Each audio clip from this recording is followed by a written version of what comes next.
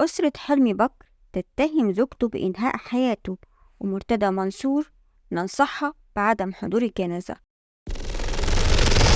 مرحبا بكل متابعين ومشاهدين قناة أنا وهي والنجوم، أسعد الله أوقاتكم بكل خير. أعلن المستشار مرتضى منصور محامي هشام بكر نجل الموسيقار الراحل حلمي بكر أنه سيتم ببلاغ للنائب العام يتهم فيه أرملة الراحل حلمي بكر بالقتل. وأضاف مرتضى منصور في تصريحات صحفية إن أرملة حلمي بكر أهملت في رعايته حتى توفى. وأكد المستشار مرتضى منصور أن أرملة الملحن الراحل حلمي بكر رفضت إيداعه في أحد مستشفيات القاهرة، وكان علاجه على نفقة الدولة ونقابة المهن الموسيقية، وتم خطفه رغم حالته الصحية وإيداعه بإحدى قرى مركز كفر صقر بلا رعاية أو عناية في الوقت التي تركته أرملته في منزل والدتها في الشرقية، وإقامتها هي ونجلتها في منزله المملوك له في الجيزة. وأكمل مرتضى منصور تم نقل المرحوم حلمي بكر إلى مستشفى بالشرقية، وقال الطبيب المعالج أنه وصل المستشفى وهو يعاني من حالة تسمم، لذلك بصفتي وكيلا عن نجله الوحيد هشام سأتقدم ببلاغ ضد أرملته أتهمها فيه بقتله. وواصل مرتضى منصور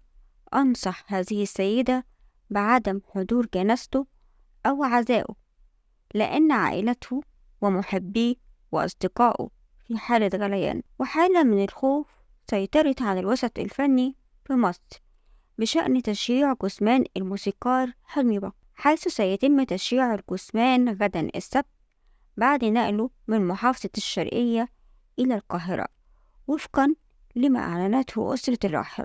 ويتخوف البعض من حدوث خلافات بين نجل الراحل هشام وزوجة أبيه سماح القرشي بعد اتهام الأول للثانية باختطاف والده من شقته بحي المهندسين في الجيزة ونقله إلى إحدى قرى محافظة الشرقية شمالي القاهرة منذ 3 أشهر. وازدادت المخاوف بعد إعلان المستشار مرتضى منصور محامي نجل الراحل استعداده لتقديم بلاغ إلى النائب العام والجهات الأمنية المعنية باتهام الزوجة سماح القرشي بتعمد قتل الموسيقار حلمي بكر، وتوجيه نصيحة لها بعدم حضور الجنازة أو العزاء نظرا لما تحمله الأسرة لها من مشاعر غضب، وما نتج عن ذلك من استعداد أسرتها للتواجد معها خلال مراسم الصلاة والدفن والعزاء خوفا من حدوث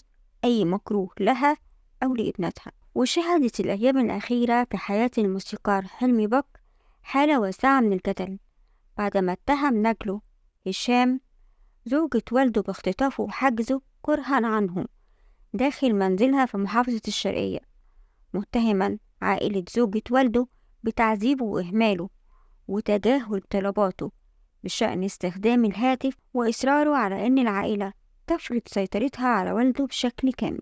وسيطرت حالة من الحزن الشديد على جموع الفنانين والمطربين المصريين بعد إعلان وفاة الملحن الكبير حلمي بكر مساء يوم الجمعة عن عمر يناهز 86 عام بعد صراع طويل مع المرض. أعلنت نقابة الموسيقيين المصريين وفاة الموسيقار حلمي بكر عن عمر ناهز 86 عام بعد صراع مع المرض في أيامه الأخيرة، نقل على إثره إلى العناية المركزة في أحد المستشفيات. وأعلنت الفنانة نادية مصطفى عبر حسابها الشخصي على فيسبوك خبر وفاة حلمي بكر قائلة: لا إله إلا الله ولا نقول إلا ما يرضي الله، البقاء لله. أستاذ حلمي بكر انتقل إلى رحمة الله، الله يرحمه ويسكنه فسيح جناته، ربنا يصبر ابنه وإخواته وكل محبيه والمخلصين.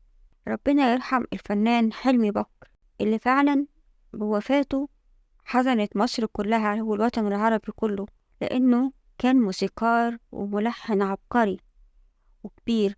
حلمي بكر حمل التاريخ الفني الكبير على أكتافه وصنع نجاحات عظيمة للتاريخ. رحم الله الفنان ولأهله الصبر والسلوان.